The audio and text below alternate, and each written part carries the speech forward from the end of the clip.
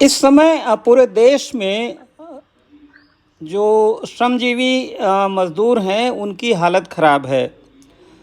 तमाम फैक्ट्रियां बंद हो गई हैं, तनख्वाहें नहीं मिल रही हैं, रहने का ठिकाना नहीं है और उसके ऊपर उत्तर प्रदेश सरकार ने सारे श्रम कानून 3 साल के लिए स्थगित कर दिए हैं। इस विषय पे बातचीत करने के लिए हमारे पास साथ हैं रेलवे कर्मचारियों के देश के सबसे बड़े नेता शिवगोपाल मिश्र। तो शिवगोपाल जी, आपको क्या लगता है कि ये क्यों सारे कानून सस्पेंड किए, जबकि पहले भी कानून लागू ही नहीं हो रहे थे?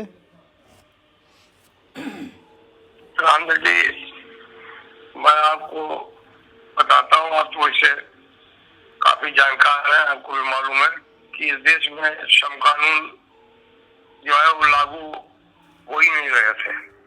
जो बने हुए कानून है उनको भी लागू नहीं हो रहा था। सरकार पहले से ही तमाम आर्डर्स निकाल रखे थे कि SEZ में कोई भी जांच के नहीं जाएगी। CM से परमिशन लेने के बाद में लेबर डिपार्टमेंट जो है वो कहीं पे जाके जांच कर सकता है। तो यहाँ तो कानूनों की रस्सी बढ़ते बढ़ जा रही थी।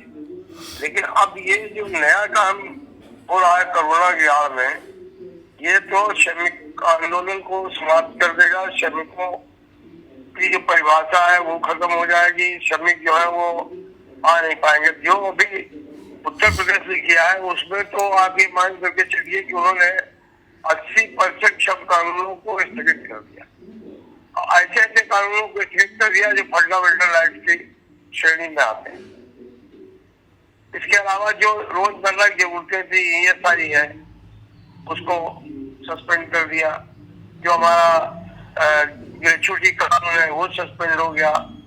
जो आपका पेंशन कानून है वो सस्पेंड हो गया। इंडस्ट्रियल रिलेशन से संबंधित सारे कानूनों पर रोक लगा दी गई। हड़ताल और आंदोलन करने पर रोक लगा दी गई।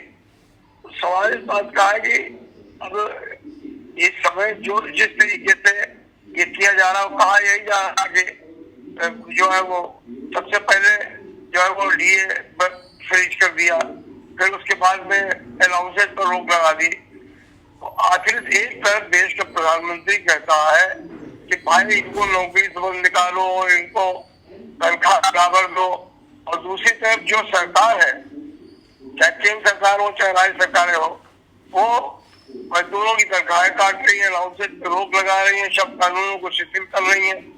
तो इसका क्या मतलब? जब और एक बात और है कि इस पूरे दौर में चीनी मिलें बराबर काम कर रही थी, शराब मिलें भी खुली थी, शराब भी बन रही थी, सैनिटाइजर उनमें बन रहा था।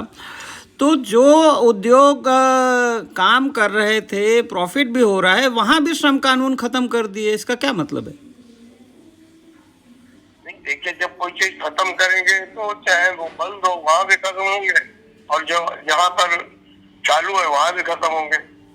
अभी जो भी कानून खत्म किए हैं या जो भी आर्थिक क्षति पहुंचाने का काम किया है, ये सारा कोई लड़ करके हासिल हुआ। 1941 में CS राव ICS से उनकी अध्यक्षता कमेटी बनी, तब जाकर के DA का कॉन्सेप्ट आया कि भाई मार्केट प्राइस बढ़ेगा तो प्राइस इंडेक्स के आधार पर लोगों को DA मिलेगा। अब सबसे पहले DA फ्रीज किया हमारे केंद्र सरकार ने। कोई आवश्यकता नहीं थी फ्रीज करने की। 1970 में एक बार ऐसी कोई प्रॉब्लम आई थी, उस समय 6 महीने के लिए DA का पैसा जो है PF में जमा करा दिया गया और वापस हो गया। और ये देखिए कि इधर थोड़ा फसल कटी और देहात में मजदूरों के पास कुछ पैसा आया तो शराब की दुकानें खोल दी, पान मसाला का खोल दिया। तो पैसा जो बेचारे कमाए वो अब शराब पिए और घर में आके मारपीट करें। इसका क्या औचित्य है?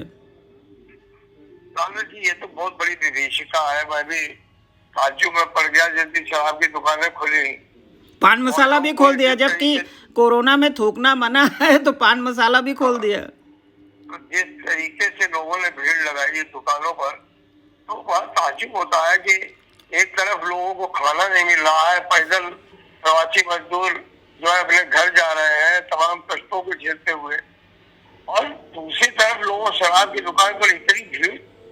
तो एक बार ये सोचने में विवश हो जाता हूँ कि आखिर इस देश में गरीबी, इस देश में जो आर्थिक असमानता है, हम उसका लड़ाई लड़ते रहते हैं। नहीं, वो उसके साथ सामाजिक बुराइयां भी हैं। ये जो नशाखोरी है, तो ये तो सरकार जो नीति बनाने वाले हैं उनको पता होना चाहिए कि भाई कुछ लोग हैं जो पहले भी खाना नहीं, घर में आटा दाल नहीं ले जाते थे, शराब पी लेते थे।